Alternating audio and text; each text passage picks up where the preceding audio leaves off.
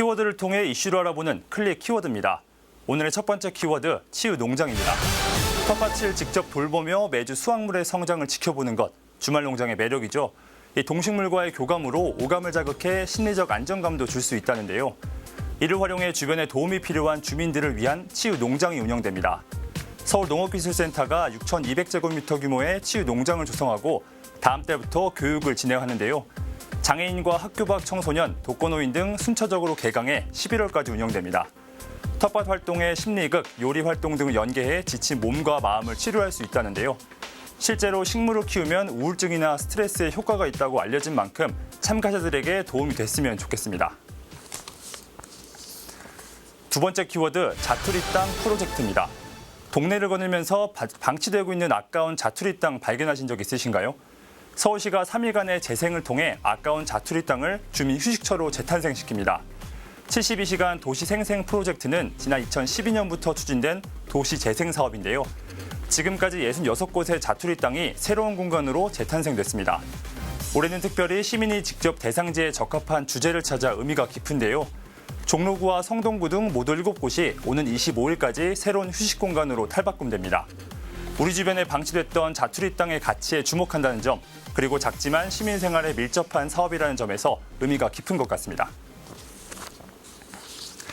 세 번째 키워드, 노후 수도관 교체입니다. 한동안 붉은 수돗물로 주민 불안은 물론 노후 수도관이 논란이 됐었는데요. 서울시가 2022년까지 주택 내 낡은 수도관 전량 교체에 공사비를 지원하기로 했습니다.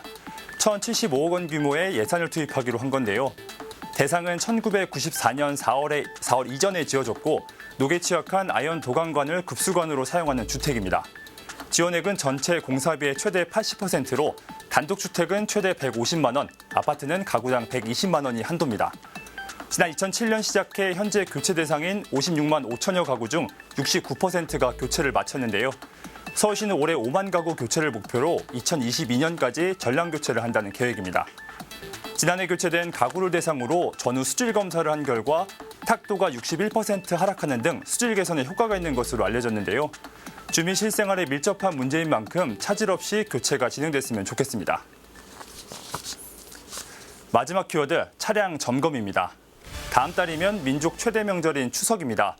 오랜만에 찾는 고향, 보다 안전한 명절을 보낼 수 있도록 차량 점검도 꼼꼼하게 해야 하는데요. 지역 곳곳에서 차량 무상 점검 이용해보는 것 어떨까요? 송파구와 서대문구, 구로구 등 몇몇 지자체에서 추석을 앞두고 자동차 무상 안전점검을 실시합니다. 제동장치나 엔진의 작동 상태부터 타이어 공기압과 와이퍼 소모품 상태 등 세밀하게 점검받을 수 있는데요. 보통 25일이나 다음 달 1일 진행되는데 자세한 사항은 해당 구청에서 확인 가능합니다. 특히 차량 이동이 증가하는 명절 연휴에는 교통사고가 자주 발생하고 있는데요. 즐거운 명절 위해 장거리 운행 전 차량 점검 꼭 받아보시길 권장해드립니다. 지금까지 클릭 키워드였습니다.